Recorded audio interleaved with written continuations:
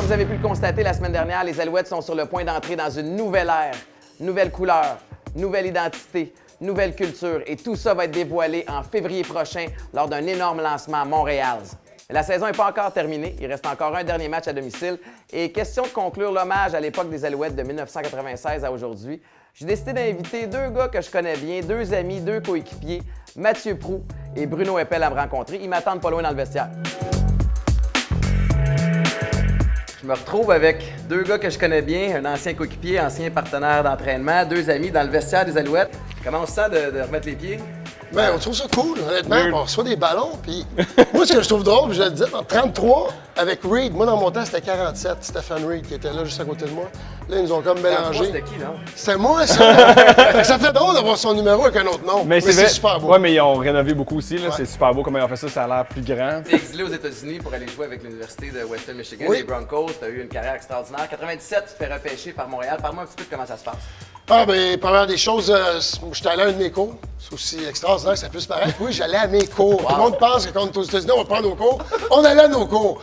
Et là, je suis revenu de mon cours, puis la mère de mes enfants m'attendait avec une balloune, une grosse Budweiser, puis elle sautait de même. Puis là, elle m'a dit, là, j'ai dit, je m'en vais où? Elle dit, Montréal! C'est incroyable. Ça a été un moment pour moi extraordinaire, puis c'était le début d'une aventure sensationnelle. Matt, de ton côté, toi, ça a été en 2005. Parle-moi un petit peu de ton année recrue. Ben, juste de me faire repêcher, ça a été évidemment extraordinaire d'être pour les Alouettes. Mon année recrue, ça a été particulier. C'était Don Matthews qui était le coach. Tu le connais, Don. C'était un gars qui était assez dur. Puis c'était pas un gars qui aimait nécessairement les recrues. Non, parce que t'avais pas fait tes preuves. T'avais pas fait tes preuves, puis il avait ses chouchous, puis il fonctionnait d'une façon assez particulière. Fait que, tu sais, il m'a pas vraiment adressé la parole souvent, à part pour venir avec son card puis venir m'engueuler parce que j'avais pas fait bien sur un coverage, là. Moi, la première année, ma première match, c'était ici au Stade olympique.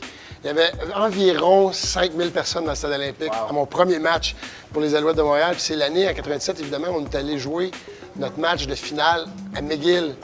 Plein à craquer. On a vécu de passer de 5-6 000 au Stade olympique à la fin de l'année, notre match de finale qui était ici à McGill, plein à craquer. 2002, conquête de la Coupe Grey, parle-moi un peu. Ouais, Stade olympique ici, 66 000, plein à craquer. Puis j'ai eu la chance de scorer le toucher qui faisait qu'on s'allait à la Coupe Grey, dans le fond. Ouais.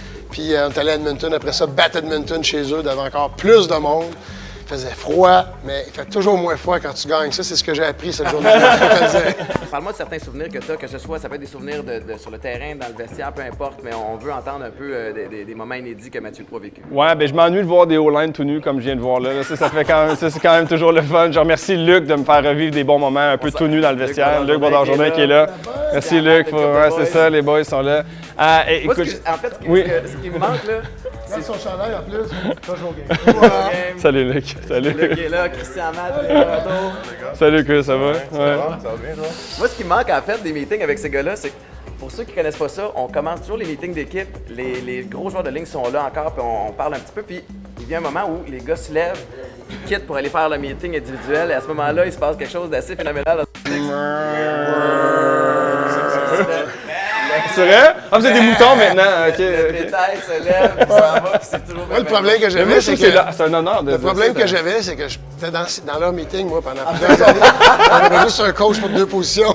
J'endurais ça, ma gang de temps. Matt, de ton côté, tu as toujours été un joueur très, très impliqué, un leader dans le vestiaire. Tu as joué pour Don Matthews, tu as joué pour Jim Pop, tu as joué pour Mark Trestman. Si tu avais à en choisir un là-dedans, je pense que je connais évidemment oui, la réponse, mais je veux t'entendre le ben, c'est sûr que c'est Mark Trestman qui nous a apporté 2 Coupes Grey. Puis non seulement parce qu'il nous a permis de gagner beaucoup de matchs, mais je te dirais juste par la façon qu'il approchait toutes les choses, puis approchait chaque jour, puis tout ce qui m'a inculqué comme aussi une leçon de vie. Ouais. Tout ce que ça prend pour être un leader, ce que ça prend pour être un joueur d'équipe, comment se comporter comme un professionnel, comment se préparer, toute la rigueur derrière ce que ça prend pour gagner des championnats. Beaucoup de ça vient de Mark Trestman. Ouais. C'est quand je pense à ma carrière, puis le monde me dit tes plus beaux moments, tes moins beaux moments, des ci, des ça. Je peux pas l'expliquer, je peux te dire des mots, je peux essayer de te le décrire, mais ça se vit. Ouais. C'est quelque chose qui se vit, puis c'est quelque chose que je me considère extrêmement privilégié d'avoir pu vivre dans ma vie 2 fois, de façon complètement différente, une et l'autre. Moi, c'était quand on est allé sur le milieu de la glace aux Canadiens, que je me rappelle, tu sais.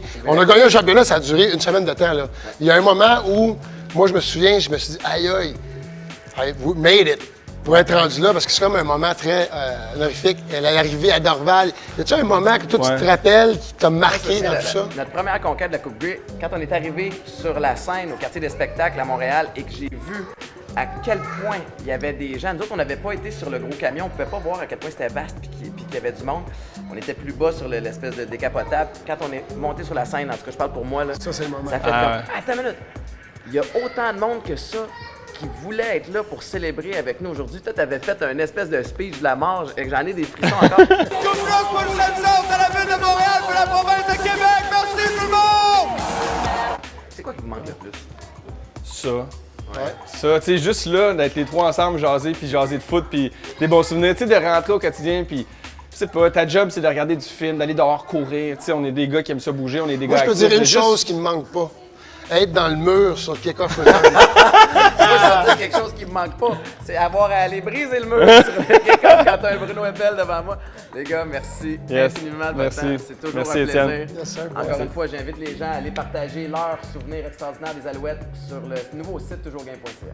Et nous, on se donne rendez-vous pour le dernier match à domicile des Alouettes le dimanche 28 octobre à 13h contre les Argonauts de Toronto. Oui, on finit ça en grand avec une rivalité de division et c'est votre match. Le match des partisans présenté par BMO. D'ailleurs, on veut vous remercier les partisans de nous avoir soutenus tout au long de la saison. On sait que ça n'a pas été évident.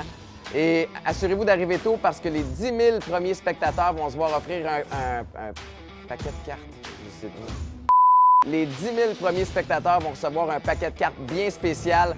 Il y a plein de cadeaux à gagner sur place. C'est pas compliqué, c'est une valeur d'au-dessus de 20 000 $ qui va être distribuée. On se voit au stade.